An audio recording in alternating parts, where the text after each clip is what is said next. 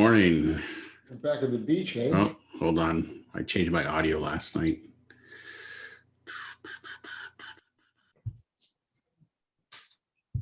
Yeah, Mike. Say something? Oh, say something. No. One more try?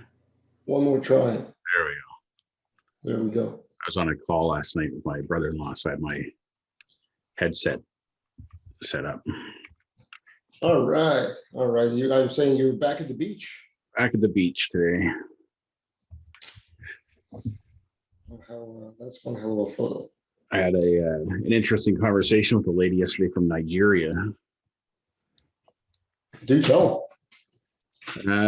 Well, it was interesting just because she's from Nigeria, I suppose. But she's the lady that reached out to me through one of my coaching posts.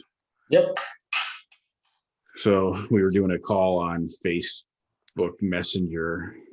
Anyway, the connection was terrible. Like we ended up having to do just a voice call. And it was like she was talking to me from a factory or something. It was like so much background noise and stuff. Anyway, it was we were only on the phone for maybe half an hour. That's all I could take in terms of the bad connection.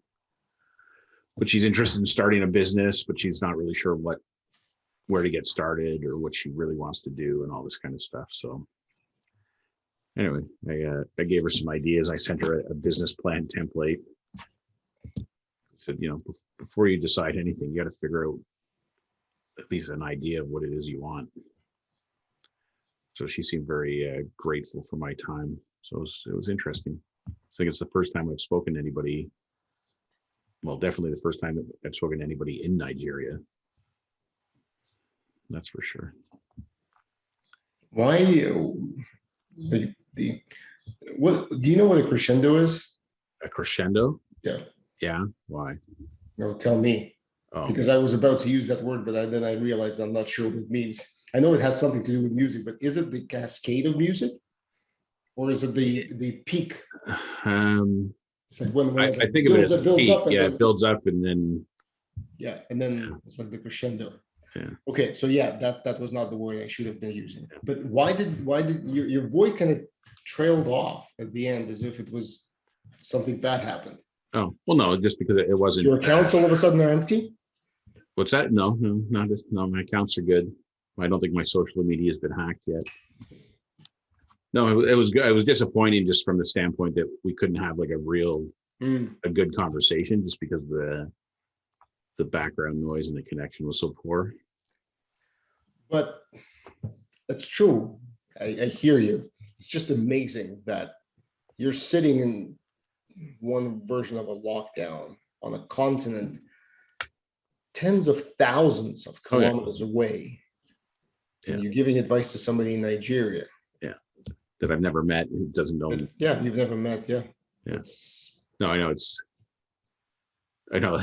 funny, right? Like that's the basis of where we're at in society is like I'm complaining about the connection wasn't very good. But like, who knows where the hell she was. She'd be what kind of device she had. Maybe it was an old phone which didn't have noise canceling. Yeah, maybe. The wonderful world we live in. What else did you do? I'm not seeing any of your cards move, which speaks poorly of your legendary. I know. I've been quite distracted. Well, I spent time. I had to do my Thursday thought video yesterday. That's the one with the juggling balls, isn't it? Yeah. That was brilliant. I thought that was brilliant. That was just like, I was like, wow, what an idea. An idea. It was fun. I didn't know you could juggle because I suck. Yeah, I'm a little rusty. I used to juggle a lot more when the kids were little because they actually cared, made them laugh. But now they're just like annoyed by it. So I did that. And then my daughter's working on a big science project for school. So I had to help her, like, she's doing a poster and she had to print off a bunch of stuff. Mm-hmm. So there was a bunch of trial and error, like resizing text and stuff to print it out properly. And then I had we were doing it on a slide, and then I was supposed to print slide 8, but instead I printed whatever slide we were on, 8 copies. And then she was like, "What are you doing? What are you doing?" The planet. Relax. It reminded me of when I worked at Loblaws, we used to have our ad meeting, and we had this huge deck of financial spreadsheets. Yep. It was like by department, all our forecasts and whatever for the period. And our finance guy would print them all off, like 15 copies of this deck that was like, I don't know, maybe 15 pages. Yeah. And he print them all off. And then Loblaw was notorious for printing shit off. Yeah. And then my boss would get his copy and he'd notice a mistake. He'd go, "This is wrong, fix it." And he'd throw all of it in the recycling bin and go do it again. Like literally hundreds of pages and hours of work. Oh, forget that. I'm thinking more of the trees that needed to be chopped down for that frivolous. Oh yeah. Well, when I worked at Surveyors Road, which was the meat warehouse for Loblaws, the office was above the warehouse, and it was like 3 flights of stairs to get up there. There was no elevator. Yeah. And like once every 2 weeks, the photocopy paper guy would show up, and he'd have to haul like 20 boxes of paper up 3 flights of stairs. Oh wow. I'm also noticing that the position of my camera is not ideal, because most of the time I can see you looking at me right now. Yeah. Where am I looking? You're kind of looking down. Yeah, that's the. And usually I move, like my camera's kind of off to the side. I usually move your picture to this side, but my camera's on top of my monitor. See, I can't get them to kind of. Yeah, I would love the pictures to be at the top of the screen. Yeah. And they're smack in the middle. Yeah. So it always looks like I'm looking down. Oh well, anyway. Well, I have my monitor. I have a shelf that's probably 6 inches off my desk, and then the monitors are on that, and they're on stand. So like the monitor, like when I'm looking at my screen, my eye line is directly in the middle of the screen. Where am I looking now? For a second, you were looking straight. Where am I looking now? A little bit down, but not as down as before. Okay. That's all right. I've been laughing because I've been watching like on the news when they have like government officials and people, and they're on their laptop or whatever, but they're sitting so close to their screen, like their heads are huge, and you're staring up their nose and stuff. I'm like, this is bad. Yeah. You would think that there would be consultants who would be able to provide guidance to how this is supposed to work. Yeah, exactly. No. Well, it's funny when we were doing a presentation at Loblaws for the multicultural vendors, and I showed up early because they had two AV guys setting up the presentations and stuff, and we had to give him our stuff on a flash drive, and we had videos and stuff. So I got there super early to make sure that all my stuff worked. And then the Loblaws person came down at the last minute, and then their guys are like trying to load it, and it was like the wrong version, or the audio wasn't working. They had nothing but problems. But it's like the lesson, like you're in front of like 100 people, you better do your due diligence to make sure that you don't have the technical difficulties going in. I'm just going to check Kevin's story time to see if he added more people last night. So were you talking to Chris about story time or just in general? Sorry, say again. You said you were talking to Chris yesterday. Oh no, that to my brother-in-law. Brother-in-law. Sorry, not your. I thought you said your brother. Yeah, it's Amy's husband. He works for HBC actually, in their loyalty marketing. HSBC? No, HBC. Hudson Bay. No. Yeah. Hudson Bay. Yeah. He used to work for AMIA. How's HBC feeling? Well, they're having a rough go of it. I mean, they're desperately in need of getting their stores open. I was thinking that they should have just let go of all of their real estate property and just be done with it and just go fully online. Yeah. Well, they, from what I understand, the little window of time when they reopened, they did well those weeks. So I don't know. That's what I mean. I don't know how any of these large brick and mortar retailers can absorb what's just happened. Yeah. Because even if you know, you just think about it, like stale inventory, just real estate costs, rehiring, retraining now, like getting people back. It's funny because my wife was telling me too, like in the aquatics world, there's all kinds of aquatics facilities, like not just pools, but pools, splash pads, whatever. Like they get the green light to reopen. Well, they turn the water on and like pipes are bursting and mechanical systems aren't functioning properly. Like stuff has been basically shut off for a year and a half. It's not just like a light switch, you flick it back on and everything's working. So there's huge structural costs to getting back up and running as well. Plus now all the people that work there have to get recertified with all their training and everything. So really, it's a huge undertaking. it's interesting because we were just talking about the fact that Misha used to go to Aquatots, like a little pool. So the owner, she has 3 locations, and how is she able to survive? One, she needs it's a massive space. 2, it's water, so that all has to be drained, I guess.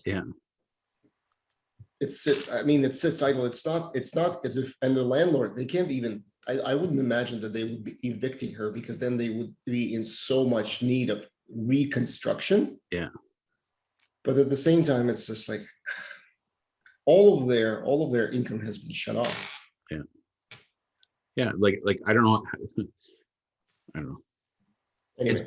It's gone, right? Like everything that you missed in the last year and a half is gone. Like you can't sell enough stuff, especially like if you think about that business model, right? Like it's swimming lessons. Well, sure, if you're a retail business that sells goods, you can maybe catch up a little bit.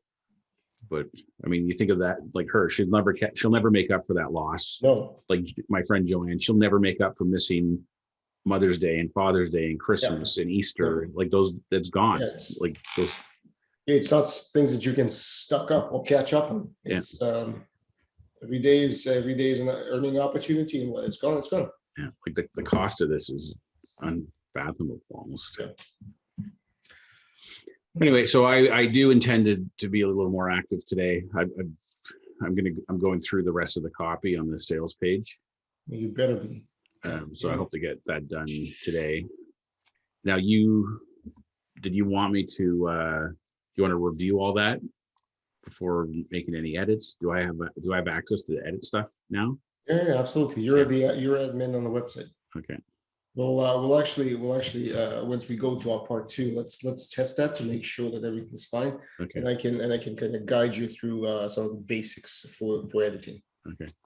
I'm loving the scheduled posts from Canva.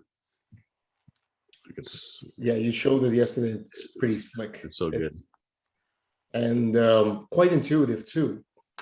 So amazing that you're designing like, okay, I have my creative. Now I just need to make sure it posts, and it does that. Yeah. Because none of the other platforms were, none of them had that. Yeah. That's good. What else? Talk about value, because their pro plan is not that expensive. No, it's what is it, $16.99 a month or something? Yeah, with all of the images, with all of the templates that are available to you. Yeah. Scheduling, like Sendable alone was $29.99. Yeah.